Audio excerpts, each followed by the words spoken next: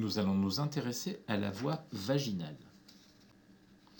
La voie vaginale ou voie gynécologique est une voie d'administration de médicaments au niveau du vagin. Différentes formes galéniques sont possibles.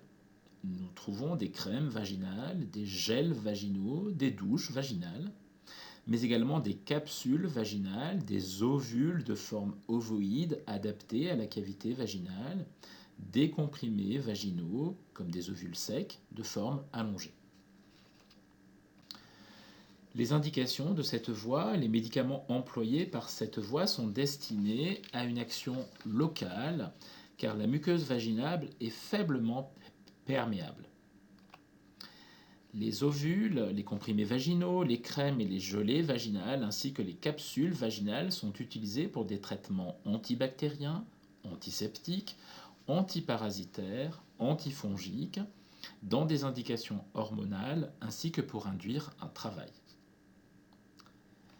Il peut également s'agir de ce que l'on appelle un Pacer, qui est une prothèse introduite dans le vagin pour soutenir des organes qui font un prolapsus, une descente de la vessie par exemple, et ou de traiter l'incontinence urinaire.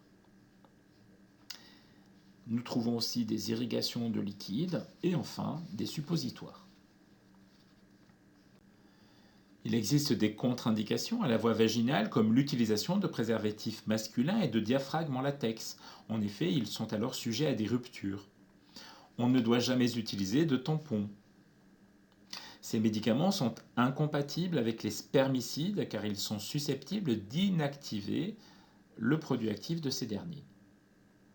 Les anticoagulants oraux sont aussi ajoutés à la liste. En effet, l'association de ces deux traitements peut causer des hémorragies par augmentation de l'effet anticoagulant. Les médicaments contenant de l'alcool sont à proscrire.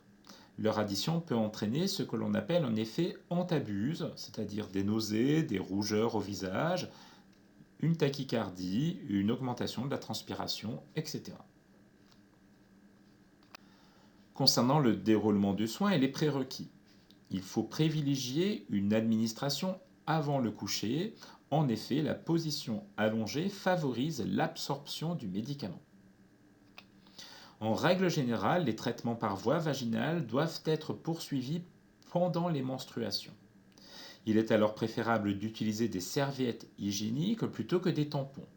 Dans tous les cas, il faut conseiller le port de serviettes hygiéniques afin de protéger les vêtements.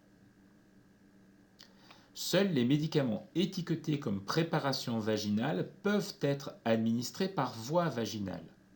Un médicament destiné à l'usage vaginal ne doit en aucun cas être pris par voie orale. Avant l'administration, il faut vérifier la prescription médicale.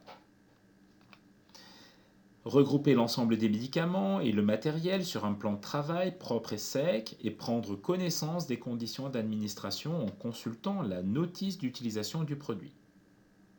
Au lit du patient, il faut vérifier l'identivigilance.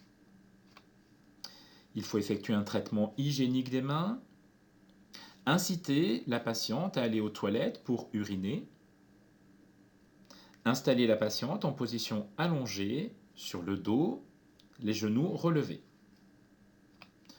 Il faut mettre des gonds non stériles à usage unique et réaliser une toilette vulvaire avec de l'eau, du savon et utiliser un linge de toilette propre. Concernant l'administration, le médicament doit être sorti de son emballage et de son lieu de stockage extemporanément, c'est-à-dire sur le moment. En effet, un ovule trop mou est difficile à administrer.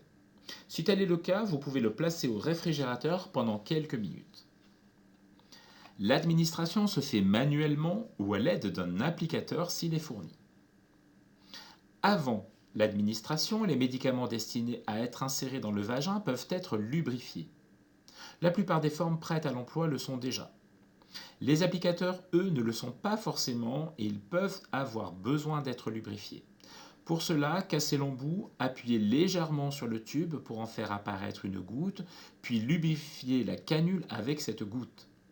Les ovules peuvent être lubrifiés en les passant sous un mince filet d'eau fraîche pendant quelques secondes. Écarter les lèvres avec la main non dominante et introduire doucement le médicament dans le vagin à une profondeur suffisante d'environ 5 cm. Il faut conseiller à la patiente de rester allongée quelques minutes et lui conseiller également d'utiliser des serviettes hygiéniques. Éliminer les déchets une fois que c'est terminé, réaliser un traitement hygiénique des mains et réaliser vos transmissions. Concernant les surveillances infirmières, alerter un médecin en cas de problème particulier. Participer à l'information, vous assurer de la bonne compréhension du traitement par la patiente. Informer de la possibilité de survenue d'effets indésirables et expliquer la conduite à tenir. Les traitements par voie vaginale peuvent entraîner des sensations de brûlure locale, de démangeaison, parfois même provoquer des écoulements. Les symptômes cessent généralement avec la poursuite du traitement. Enfin, si le traitement est poursuivi à domicile, il faut apprendre à la personne ou à un aidant à réaliser l'administration. Informer également des règles à respecter pour l'administration en termes d'hygiène, de sécurité, ainsi que pour le stockage sur la durée et les conditions de conservation. À bientôt!